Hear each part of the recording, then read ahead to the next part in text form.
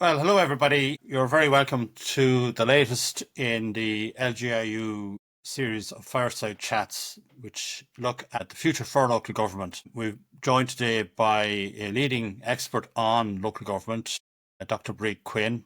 My name is Dr Seán Ó'Riordáin. I'm the LGIU commissioning editor for Ireland. And over the course of the next half hour or so, Bríd and myself will be focusing in on the future of local government, not just on the island of Ireland, but generally across the European Union and wider field into the Council of Europe area. And we'll be reflecting on other issues around worldwide local government as well. So today I'm delighted to be joined by Bríd.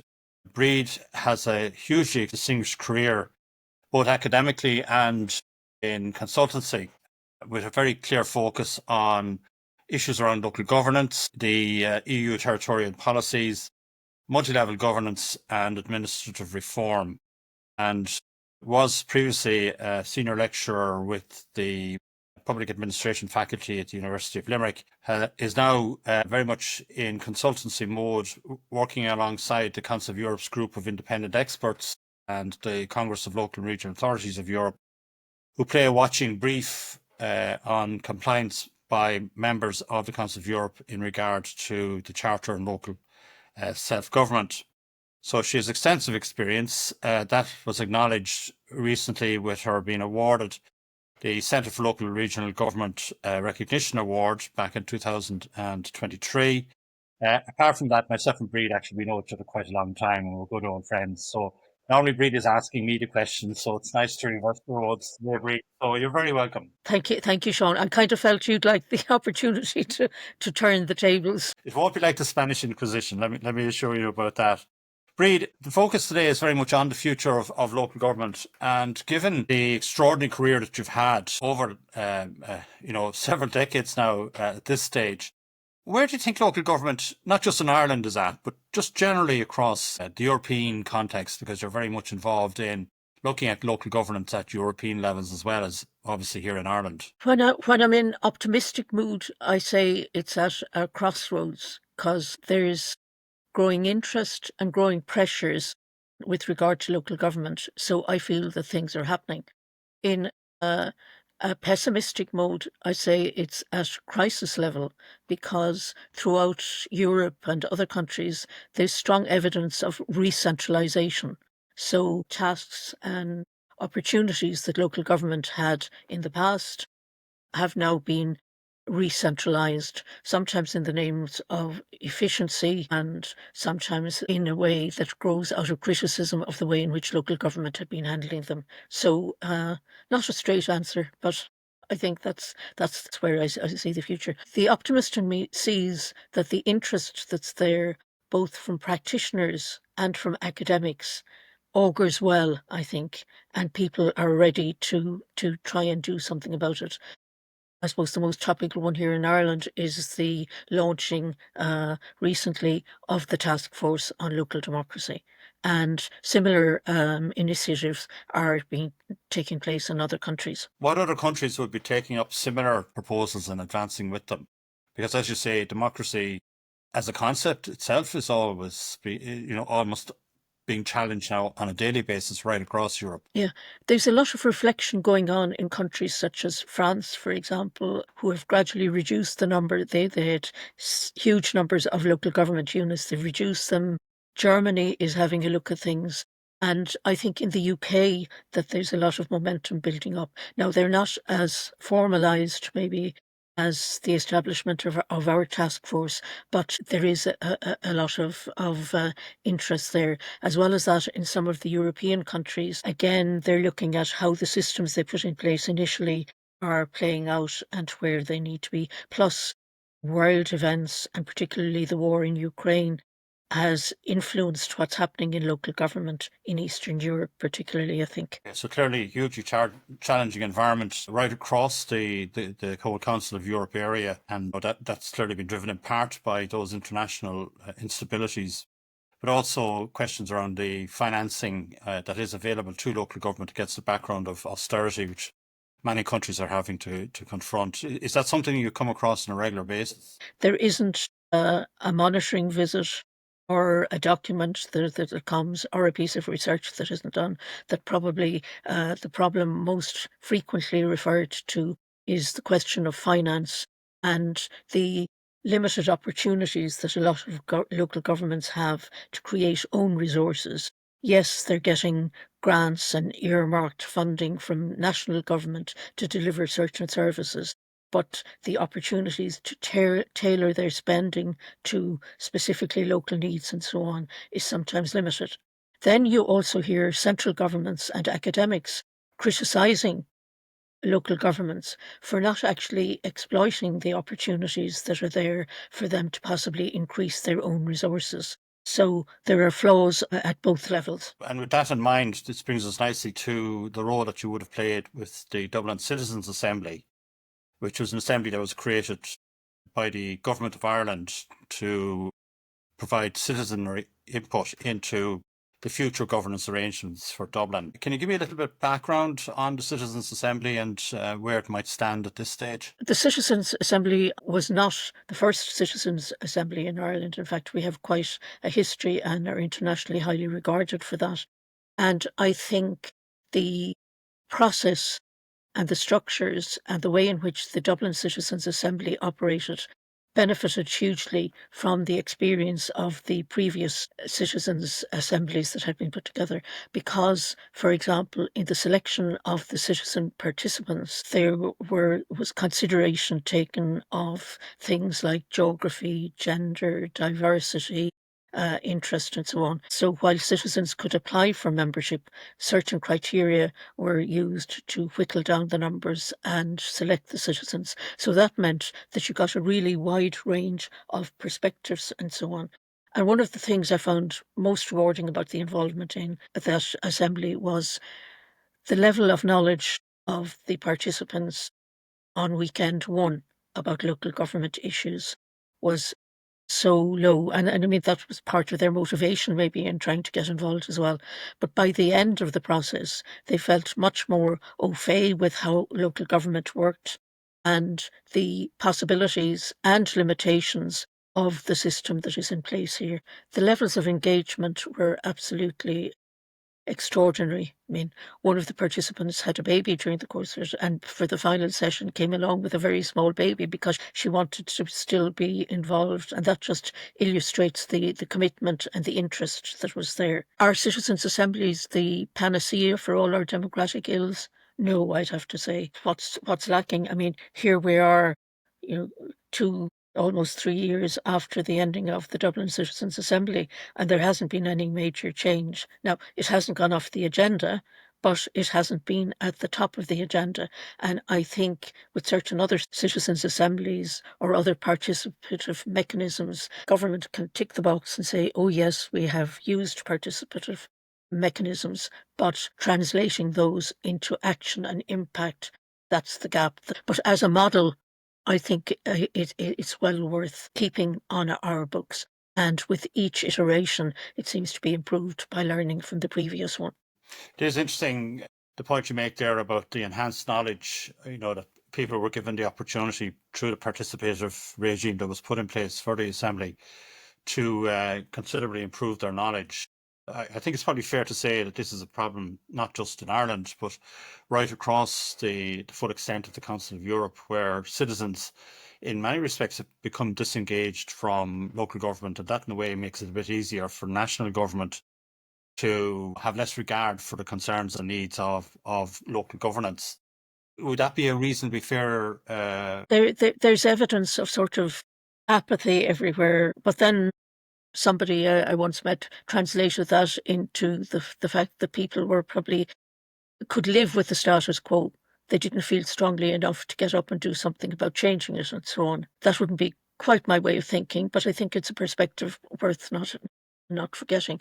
And then there is growing discontent with both the systems and the processes. There are studies underway on that kind of discontent and whether it's linked to economic possibilities that citizens themselves have or haven't, ideological changes, and of course then the whole impact of social media and so on, because that has changed the way people engage and also has knocked down the walls of miscommunication. So, you put up a post and it's gone viral and there's no verification or no need to back up your opinion with either research or funding. So all of those things are kind of contributing.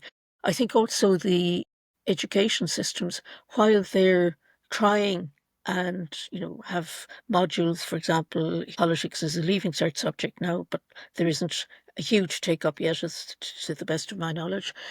And junior cert has some short modules on that. Just for clarification for our international audience, the junior cert and the leaving certificates are the principal state-based exams that second level students in Ireland suffer through in year 3 and year 6 of the secondary education cycle. I'm sure there will be similar type systems in other parts of the OECD. There were also some very politically clued in students as well. There were some quite active and engaged students who were involved in various organisations and political parties and so on. When you see the youth wings of some of the political parties, and they still have growing membership, so that's a hopeful sign. Because I always said to all my students, get involved, whether it's because you're protesting about something or because you believe in it, but don't stay on your armchair. Get up, get in there, and get involved. Again, given your monitoring role across the 47 members, I think it is, you've obviously witnessed and done compliance audits with regard to implementation of the Charter for Local Self-Government across many European countries. Have any countries come up with best practices in trying to engage with younger people and ensure greater levels of participation? Or is everybody similarly struggling? The Council of Europe has an ongoing programme aimed at involving young people more and more. And sadly enough, one of the places where I did some workshops and things like that with young people was the Ukraine before the war started. And there was really an active programme going on there to encourage young people to get involved. Throughout, particularly the Eastern European countries, there's a whole section within the CLRAE that aims at structures, processes and activities and interventions to try and get young people involved.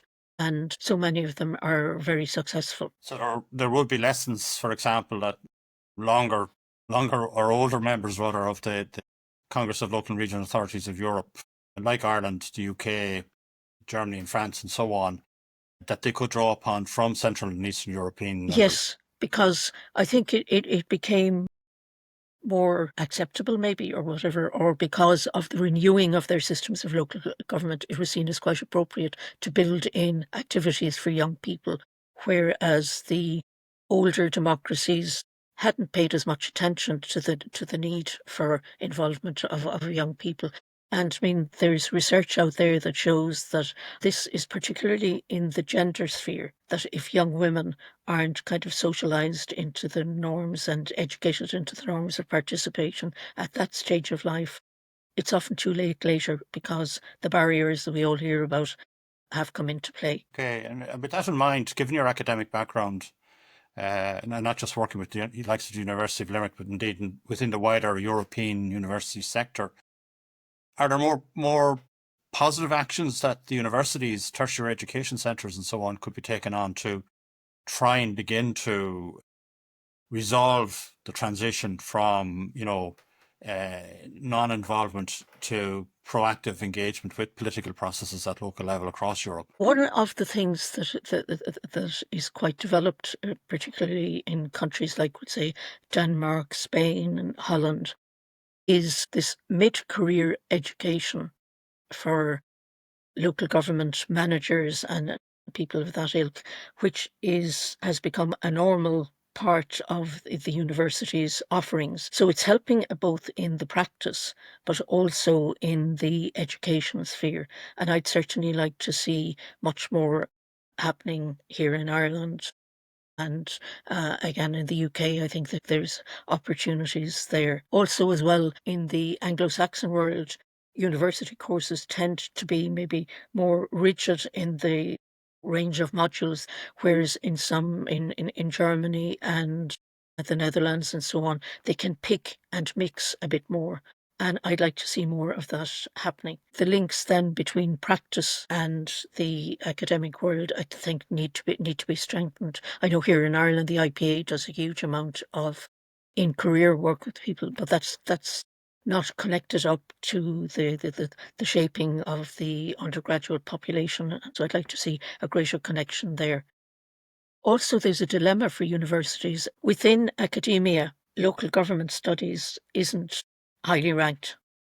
So if one wants to have a very high-flying academic career, perhaps focusing on local government isn't going to get the kudos that international relations or something like that gets. So again, I think there's an opportunity for institutions and government to maybe incentivize the study of political science, public administration, and allied subjects more, perhaps more scholarships, more opportunities for micro credentials, which have become quite popular in ongoing education and so on. I'd love to see that kind of area developing, and I think that would help overcome some of the issues that we've been talking, the negative aspects. Yeah, it is an extraordinary situation, really. If you reflect on the significance of local government, not just at the local level, but indeed at regional and national level, right across the OECD generally, in enabling and creating the conditions in which business and education and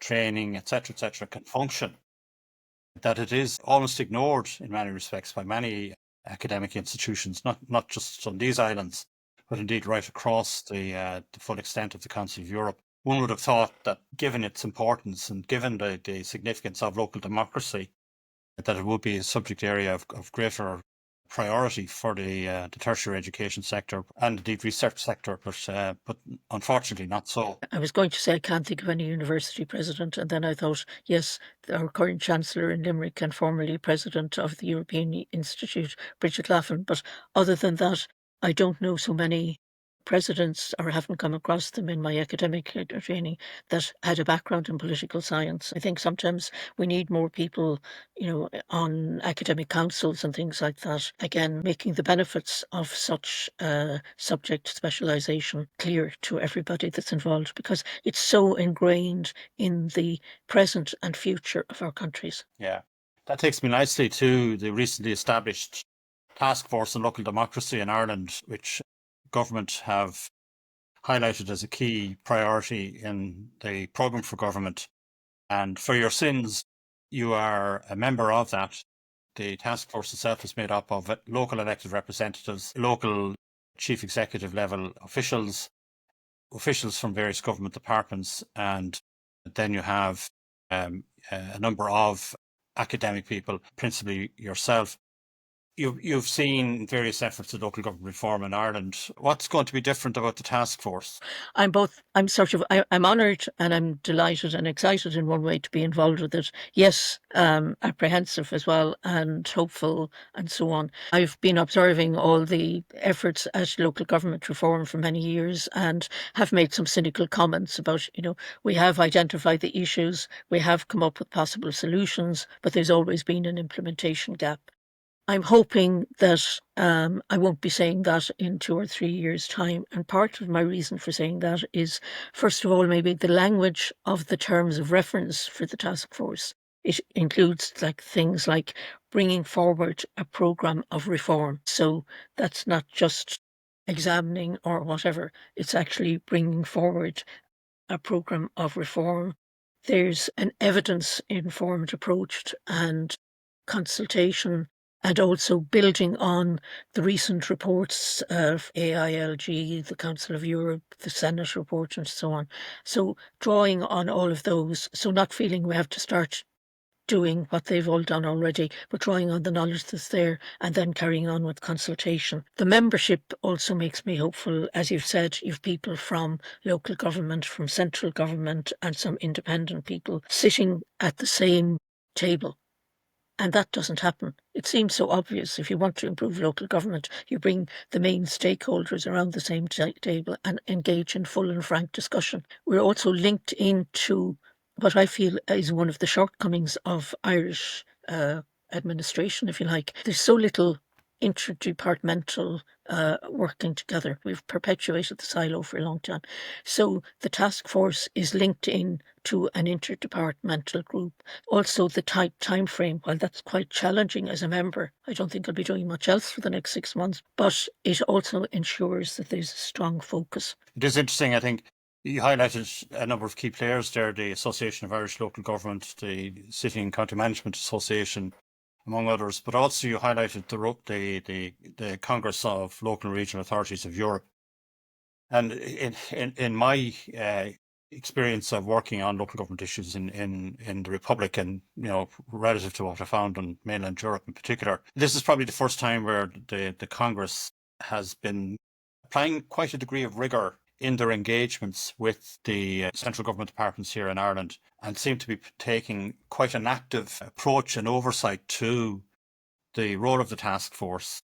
So, it's interesting that you're going to have that local demand through the associations and so on for change, but now you've also got that international pressure that's coming through from the Congress in particular. And the Congress is taking it very seriously, because in the 2003 and the 2013 and then the 2023 reports, each one of those was quite critical of the degree of centralisation that is evident in Ireland. And in 2013, that was in the era when the main 2014 reforms were being hatched. So I think we were given the benefit of the doubt, if you like, great expectations that things would change significantly. Monitoring visit carried out in 2023 did not find that, with regard to centralisation and some other aspects, that anything had changed significantly. So their report was quite critical and unequivocal. And also, when the Congress does monitoring visits, it has the opportunity to carry out what they call a post-monitoring visit. So normally there's about a 5-6 year gap between the monitoring visits, sometimes and especially because of COVID, that has stretched. But they have actually been back to Ireland on a post-monitoring visit and are about to publish what they call a roadmap for responding to the recommendations that they made in their visit. So we are being carefully monitored on an ongoing basis in the hope that we will improve. So that both puts pressure but also gives credibility, if you like, to the whole task force movement. So again, it will be another ground for optimism. Certainly, to me, seems to be quite a critical intervention. They highlight the point that Ireland is one of the oldest democracies in Europe. I think it's probably the second or third oldest continuous democratic governance at national level, but it has effectively the weakest layer of local government in the OECD. Compare and contrast that, and as I say, they're quite upfront about that challenge. Yeah, so it's very clearly articulated. But do we have the political will? To me, that's the bit that has always been missing, is the lack of political will to really change that, and to the lack of trust, in a way, sometimes by central civil servants to allow local government to make more decisions. And I've sometimes heard them, expressing fear about accountability, financial accountability particularly. But sure, every penny of government, national government money that's spent at local government level is well and truly monitored again and again. I must say I've been disappointed over the years with the diminution of the role of the minister. It's not so long ago since we had a minister for local government. Now we have a minister for local government and for housing, local government, heritage and so on. And we have a Minister of State responsible for local government. That is, to me, not sending the right message. I want a full Minister for local government to give local government the prominence that it deserves. Yeah, and in terms of the impact that local government has from a planning point of view, from an economic development point of view, and so on, there's probably a very strong argument to be made on that basis. That's not included in the terms of reference of the task force, but anyhow. I can say that and get away with it. You have to work within the terms of reference. You've been there, done that, and bought the T-shirt. And in fairness, that work has been recognised by the likes of the Congress and more immediately by the Centre for Local Regional Government here in Ireland. What advice would you think you should be giving to young politicians or young people that are thinking of getting involved in local politics? What do you think should be said to encourage those particular voices that might be just waiting in the background to get involved? Involvement in something is probably the spark that gets people going. Like way back, I was involved in youth organisation, hard to believe with the grey hair, but anyhow. And I was quite vocal about, what was wrong with everything, as one of, 18, 19 often is. I decided, right, I'll get involved. But that really both instigated and developed my interest and ability to get involved, maybe take leadership roles in organisations. And also it heightened my realisation you need to inform yourself. Right, as an 18-year-old, I could have opinions on everything. But if those opinions were to gain any credence, I needed to go and do a little bit of research and thinking and finding out about them and really try to find out what the issues were and what the possible solutions might be. So I'd say involvement is really something. I think the whole ways of getting information and knowledge, I mean, I still love to sit down and read my paper with a cup of coffee, but that's not the way of probably anybody under 35. So again, how to spark and connect with people in a way and a language that resonates with them. And I think there's another area for research and not only academic, but also at a practical level as well. And I'm delighted to see things like Dáil na nÓg and so on, which is a parliament for young people. I think initiatives like that are great because you can often see the kind of trail of involvement in these things, which means that even if people have gone for the high-tech industry and the well-paying ones, but they still have a sense of possible social justice or wanting to improve their communities. And I think community is an opportunity. I mean, so many things happen at community level. So many problems could be better solved at community level. And also there is a recognition then by people young and old of what's going well or the issues and problems that exist in their community, and they're more willing to get involved at community level sometimes than at national level. Well, maybe just to take that point up and as we begin to close out the interview, and perhaps maybe to end on an optimistic note, in 5 years' time, once the task force is done and dusted here in Ireland, what should local government look like in an optimistic sense in 5 years' time? I think if government at all levels is well connected, because many of the problems that are currently in local government stem from a lack of understanding, a lack of communication about why certain things are needed at central level and why certain things aren't happening at local level, an understanding of the roles. Looking sometimes at local authority sites, they actually have their induction for newly elected members and they say what a councillor can do with regard to maybe housing and what a councillor cannot do. And sometimes the public at large don't understand what the councillors cannot do.